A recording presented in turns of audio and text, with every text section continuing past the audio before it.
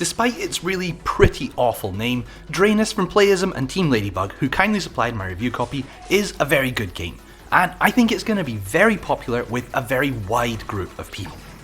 The main reason for that is Drainus is most definitely a console shmup. Now, my personal preference is usually more for shmups that follow the arcade tradition, but I wouldn't deny there are pros to the console shmup formula, and Drainus is a game that knows what that formula is and mostly nails the job of delivering it. The second reason I think it's going to be popular is its very striking visual style, one with a mostly restrained use of colour but richly detailed mechanical and stage designs. Despite all that detail, it still retains a cool, crisp, clean clarity of line that gives it a highly distinct look, and it adds to this with its cast of characters, who pop up between stages for little talking head sections that do a good job of fleshing out a bit of story, while crucially not outstaying their welcome with clear and succinct dialogue and extraneous waffling either kept to a minimum or sectioned off as optional content. I have to admit, I was a little concerned about this aspect when very first starting the game, as you're thrown into a training section that bears a lot of the hallmarks of the Euro shmup. But not only is that the only instance of the problem, the training section actually finishes in a pretty smart fashion by turning the situation on its head, and in the end sets up the intro to the first stage in an unusually engaging fashion. Although I do have to say, it doesn't really do a very good job of training you in a lot of the mechanics. Of those mechanics, the main one is of course the Drain system, which allows you to hold down a button and absorb most enemy fire before launching it back in their direction when you release the button. There is a power gauge for this, so you can't just use it non-stop, but it does replenish quite quickly, so you will still be using it often. You also have a regular unlimited shot at your disposal, as well as a secondary weapon which needs charged up to use, and you can also alter your speed either with the shoulder buttons or in the game's menu. Now, this menu is not one to be found at the start of the game, but rather one you access between each stage, and even if you want, during gameplay. In it, you have upgrades to purchase, sockets for extra weapons to unlock, and in general, just a fair bit of resource management to undertake. A little too much, if you ask me. I'm never the biggest fan of this sort of thing, but a little bit can be okay. But I do feel that Drainus wants you to do this slightly too much, and in particular, the idea of opening menus and dicking about with parts management in the middle of a stage is a big no-no as far as I'm concerned. That said, once you've got your ship set up how you want with its primary shot, missiles, bonus power, special shots and shields all in place, then the game does start offering a lot more in the positive sense. As mentioned, you'll be using your Drain capability frequently, and the game throws you into a host of interesting scenarios, many with more than a little spectacle to their progression.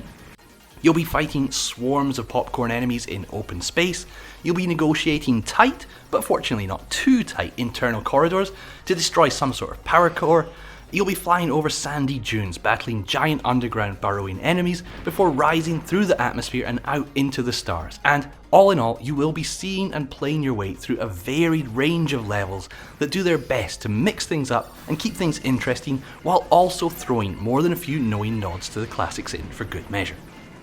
It's not the most difficult game, but my understanding is it's not supposed to be either.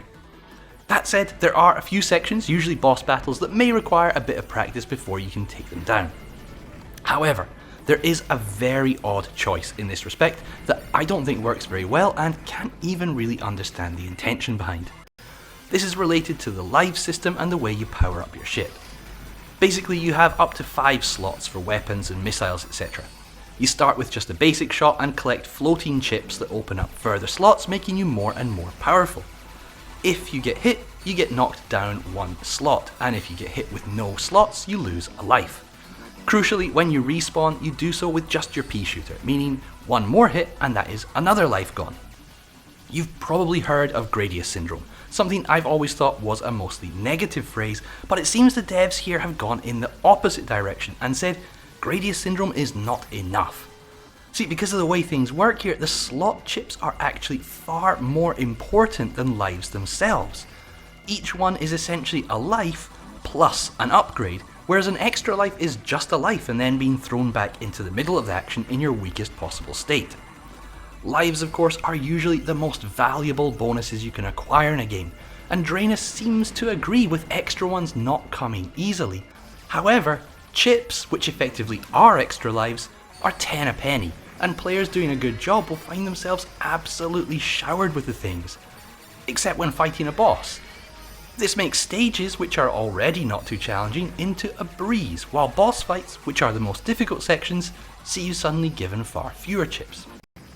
It just doesn't really make much sense, not least because it means players who are struggling are given the toughest task of building themselves back up to full power with just a pea shooter, and there are some situations where this really is borderline, maybe even literally impossible, while experienced players who are probably looking for a bit of extra challenge are instead kept in a maxed out state that allows them to plough through stages with little effort.